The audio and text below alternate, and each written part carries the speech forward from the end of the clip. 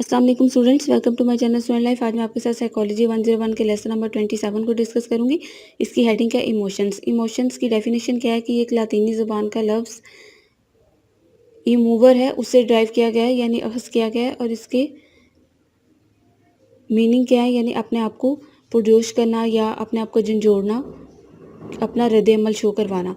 उसके बाद क्या है कि जब भी आप अपनी फीलिंग्स को शो करवाते हैं तो उसमें कभी खुशी का आंसर शामिल होता है, कभी गमी का होता है, कभी खौफ का होता है। ये सब आपके क्या है? इमोशंस हैं, फीलिंग्स हैं।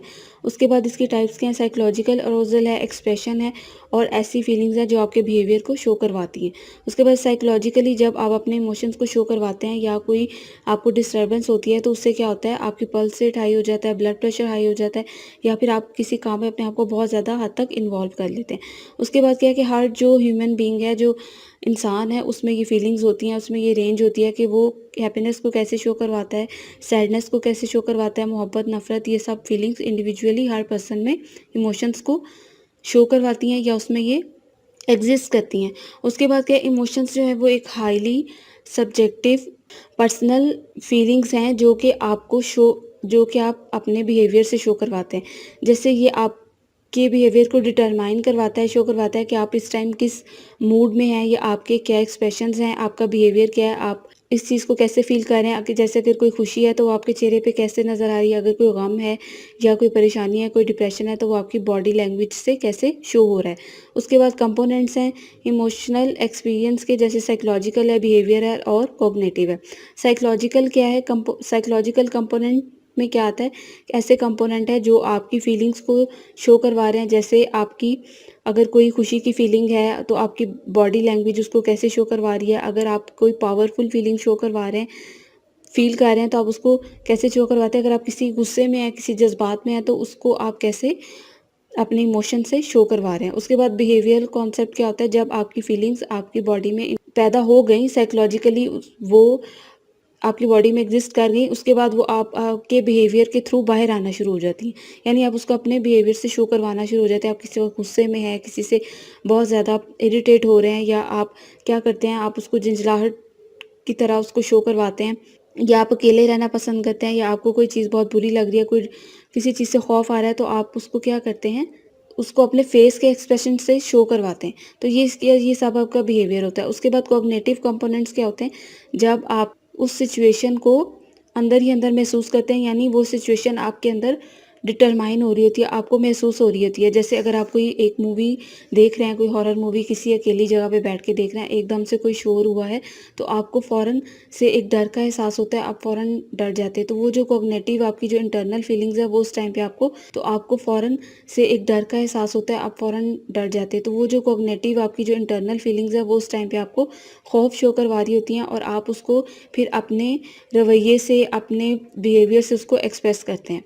उसके बाद एमसी डोगले ने इमोशंस को 3 टाइप में डिवाइड किया है या 3 टाइप्स में डिस्क्राइब किया है। एक प्राइमरी है, जैसे सिंपल इमोशंस होते हैं, जैसे खुशी है, गमी है, गुस्सा है, ये चीज़ें। सेकेंडरी है, जैसे क्यूरियोसिटी आपकी होती है या आप में कोई अंदरूनी जो आपकी फीलिंग्स हैं उन सबको शो करवाना। और ड्राइव्ड क्या होती है? ऐसे एक्सपीरियंस हैं जो आप किसी खुशी से, किसी गमी से या किसी वाक़यात से सीखते हैं। उसके बाद ये है कि अब ये है कि जब आप किसी चीज़ को बहुत ज़्यादा फ़ील करते हैं या किसी चीज़ को बहुत ज़्यादा आप किसी से डरते हैं तो आप कैसे फ़ील करते हैं कि आपका जो हार्ट है वो उस पे आपको ज़्यादा बीट, उसकी हार्ट बीट ज़्यादा हो गई है, या आप साँप को देख के आपको कैसी फीलिंग्स आ रही हैं, या आपको मतलब मुख्तलिफ़ चीज़ों से जब आप डरते हैं तो आप अपनी फीलिंग्स का इज़हार कैसे करते हैं। या अगर आप एक्सरसाइज़ बहुत ज़्यादा कर रहे हैं, रनिंग, जॉगिंग बहुत ज़्यादा कर रहे हैं तो आपकी हार्ट बीट बहुत ज़्यादा फ़ास्ट हो जाती है। तो ये सब चीज़ें क्या है, अगर आपने कुछ अच्छी खबर सुनी है तो ये सब चीज़ें आपके मूड, आपके इमोशंस को डिस्क्राइब करती हैं। उसके बाद ये है कि आप जब अपने आप को सोचते हैं, आप देखते हैं कि मैं अपनी फीलिंग्स को कैसे एक्सप्रेस कर सकता हूँ, अपने फेस के साथ आप एक्सप्रेस करते हैं। कुछ लोगों जो जो है उनकी खुशी में उनका फेस जो है बिल्कुल रेड शो होना शुरू हो जाता है, मतलब खुशी उनके चेहरे से ज़ाहिर होना शुरू हो जाती है। तो इस तरह ये फीलिंग्स और इमोशंस जो हैं ये आपके बिहेवियर के थ्रू शो होते हैं। उसके बाद क्या है कि सब जब assessing emotions, expression in emotions क्या है, जैसे आप वोकल यानी आवाज़ के थ्रू या वर्बली आप फेशियल एक्सप्रेशन से बोल के, गुस्से से चीख के या फिर चुप रह के, खामोशी से अपने चेहरे पे गुस्सा दिखा के आप अपनी फीलिंग्स को, इमोशंस को शो करवाते हैं। जैसे आप किसी दूसरे पर्सन से एसोसिएट होके उसको कुछ शो करवा रहे हैं। उसके बाद एसोसिएशन की टाइप्स होती हैं कि आप किसी पर्सन को आप अपना एंगर कैसे शो करवा रहे हैं, अपनी खुशी कैसे शो करवा रहे हैं। इमोशनल जो एक्सप्रेशंस आपके होते हैं वो आपके अंदर की फीलिंग्स को एक्सप्रेस कर रहे होते हैं। आपके फेस एक्सप्रेशन से आपका गुस्सा है, आपको खुशी है, तो वो सब आपका ज़ाहिर हो रहा होता है, अगर आप उसको शो करवाना।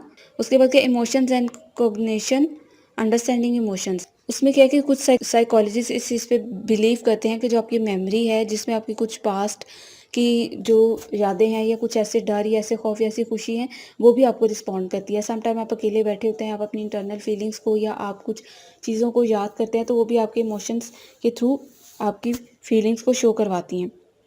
लेकिन दूसरी तरफ कुछ लोगों का ये ख़्याल है कि जो आपकी जो आदतें होती है नॉर्मली जो आप फ़ील करते हैं, वो भी आपकी, जैसे आप आम रूटीन में कुछ भी फ़ील कर रहे हैं, कोई बात आपको बुरी लग रही है, तो आपके फेशियल एक्सप्रेशन से आप उसी वक्त उसको शो करवाना शुरू हो जाते हैं। लेकिन क्या है कि इसका एक मतलब दोनों का इफ़ेक्ट यही है कि आप अपने इमोशंस जो हैं वो अपनी सिचुएशन और अपनी जो भी आपकी फीलिंग्स है उसके थ्रू आप शो करवाते हैं। उसके बाद role of emotions everyday life है, जैसे आपने कुछ फ़ील किया है, आप कोई किसी चीज़ के बारे में बहुत ज़्यादा खुश हैं या परेशान हैं, तो आप उसको अपनी फीलिंग से शो करवा रहे हैं।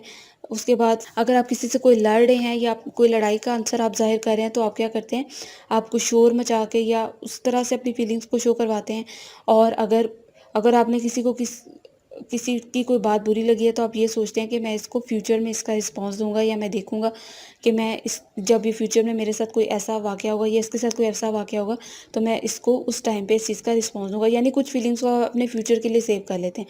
जैसे आपने कुछ किसी की कोई बात बुरी लगी है या कुछ किसी ने आपको टॉन्ट किया, तो आप कहते हैं कि मैं इस चीज़ का जवाब इसको उसके टाइम पे दूँगा। तो ये सब चीज़ें भी आपको आपके इमोशंस, आपके बिहेवियर को रिस्पॉन्स करती हैं। उसके बाद सोशली क्या होता है, जब आप वर्बली आप किसी से मिलते हैं या आपको कोई चीज़ किसी की बुरी लगी है या आप कोई बुरा वाक़या देखते हैं या आप किसी की हेल्प करने के लिए अपने आप को राज़ी करते हैं, तो ये आपकी सोशल फीलिंग्स होती हैं जो आपको एनहांस करती हैं कि आप किसी की हेल्प करें। उसके बाद कॉमन इमोशंस है, जैसे गुस्सा है, खुशी है, गमी है, ये चीज़ें। उसके बाद वॉटसन ने जो जिन चीज़ों के बारे में बातें की, वो क्या थी, एंगर, लव और फेयर, यानी गुस्सा, मोहब्बत और जो खौफ है वो आपके स्ट्रॉन्ग इमोशंस है जो आपकी फीलिंग्स को ज़ाहिर करते हैं। उसके बाद रॉबर्ट जो था उसने डिटरमाइन किया कि बेसिक कंपोनेंट्स क्या हैं, जॉय है, एंगर है, सैडनेस है, ये चीज़ें हैं।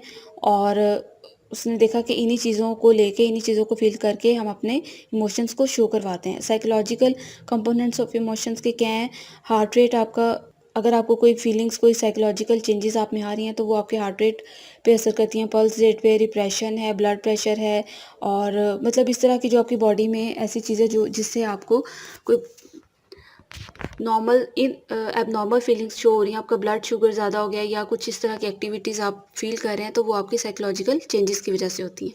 उसके बाद नेक्स्ट पॉइंट क्या है, role of the nerve system in emotions, यानी कि आपके इमोशंस में नर्व सिस्टम का क्या रोल है। आपके जो एक्सप्रेशंस हैं, जो भी चीज़ें हैं, वो आपके नर्व सिस्टम के थ्रू एक्सप्रेस होती हैं। उसके बाद एएनएस जो है वो इंटीग्रल एक बेसिक पार्ट है आपकी पेरिफेरल नर्व सिस्टम का। अब पेरिफेरल नर्व सिस्टम है, उसकी टाइप्स क्या हैं, automatic, self regulatory, self governing है।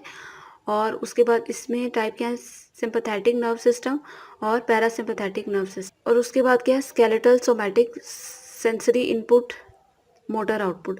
अब सबसे पहले ऑटोमेटिक नर्व सिस्टम है, यानी एएनएस, ये एब्रीविएशन आपको पेपर में आ सकती है, तो आप इसको याद रखें कि ये क्या होता है, जो आपकी सेल्फ रेगुलेटरी, सेल्फ मैकेनिज्म पे बेस करता है, यानी आपकी अंदरूनी फीलिंग्स पे बेस करता है कि आप उसको कैसे कंट्रोल करते हैं।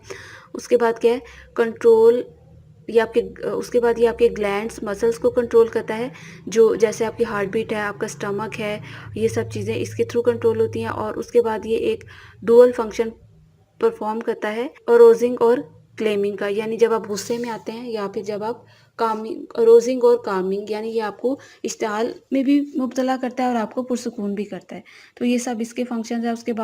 उसके बाद ये कि जो ये पार्ट जो एएनएस है, ये आपकी डिफेंस एक्शन के लिए भी यूज़ होता है, और अगर आप किसी चीज़ का ख़तरा महसूस कर रहे हैं, तो ये आपको उस चीज़ से भी अलर्ट करता है।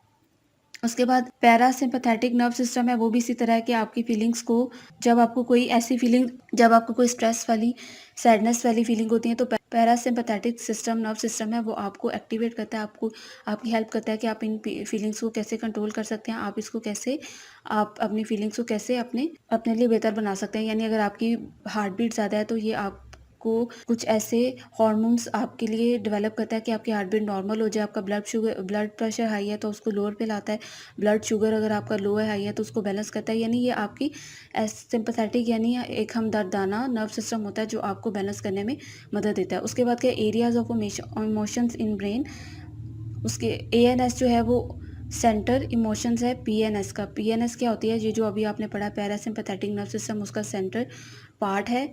उसके बाद कोर्टिकल एंड सब कोर्टिकल स्ट्रक्चर इसमें इन्वॉल्व होते हैं इमोशंस में। सेरिब्रल कॉर्टेक्स इन्वॉल्व होते हैं इन प्रेजेंट और पास्ट इमोशंस को जो कंट्रोल करते हैं। और उसके बाद ये जो सब कॉर्टिकल और रीजन्स होते हैं यानी ये जो हार्मोन्स होते हैं ये आपको क्या करते हैं, इस चीज़ में भी इन्वॉल्व होते हैं कि आपको अपनी फीलिंग्स और इमोशंस को पहचानने में आपकी मदद करें।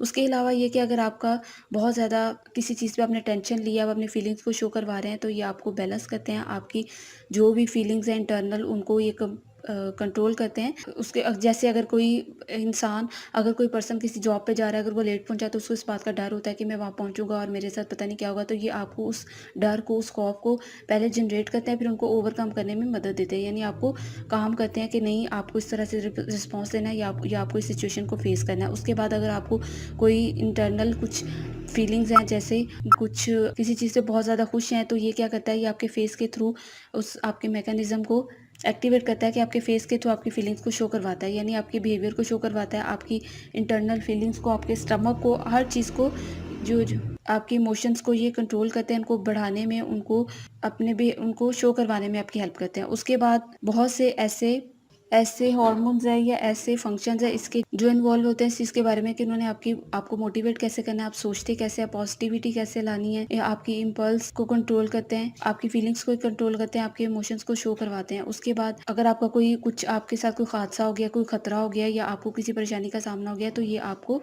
उसको फेस करने में, उसको बेयर करने में आपकी मदद करते हैं। उसके बाद आपके साथ यहाँ पे ये जो दिमाग है इसका पूरा एक स्ट्रक्चर शेयर किया गया कि वो कैसे आपकी जो इंटरनल बॉडी है उसके साथ कैसे रिलेट है, कैसे आपकी सब चीज़ों को कंट्रोल करता है। आपकी आइज़ किसी बात को सुन के सिकुड़ रही हैं या फैल रही हैं तो वो भी दिमाग के हिस्से के फंक्शंस की वजह से ही हो रही है। अगर आपका लीवर डिस्टर्ब है तो वो भी दिमाग के फंक्शन की वजह से ये आपको वो बता रहा है कि आपकी ये चीज़ डिस्टर्ब है।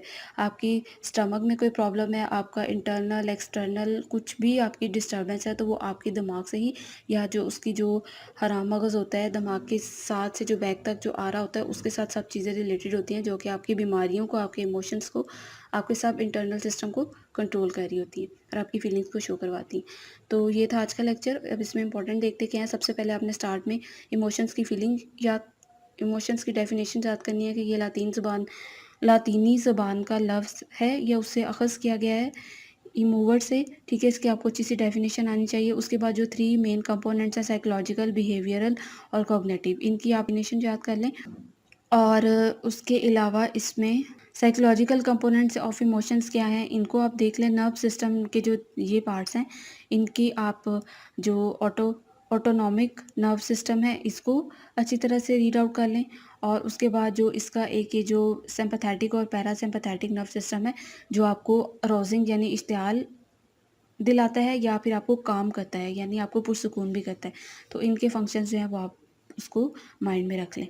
तो इसमें यही था इम्पोर्टेंट, और कुछ भी नहीं है। ये जो डायग्राम है इसको आपको करने की ज़रूरत नहीं है, ये सिर्फ आपकी समझ के लिए है कि आपके ब्रेन में कैसे कैसे ये चीज़ें कनेक्ट होती हैं जो आपको इमोशंस को, आपकी बीमारी को या आपकी चीज़ों को शो करवा के आप तक पहुंचाती हैं कि आपको ये फीलिंग्स हो रही हैं या आपको ये ऐसा फील हो रहा है। तो ठीक है, इसको आप बस अपनी समझ के लिए और उसकी देख लें। और इसके अलावा इसमें कुछ मुश्किल नहीं है। फिर भी कोई कन्फ्यूजन हो तो आप पूछ सकते हैं। और प्लीज़ चैनल को सब्सक्राइब करें, वीडियो को लाइक करें और शेयर करें, ज़्यादा से ज़्यादा स्टूडेंट को फ़ायदा हो सके। और मुझे दीजिए इजाज़त। अल्लाह हाफ़िज़।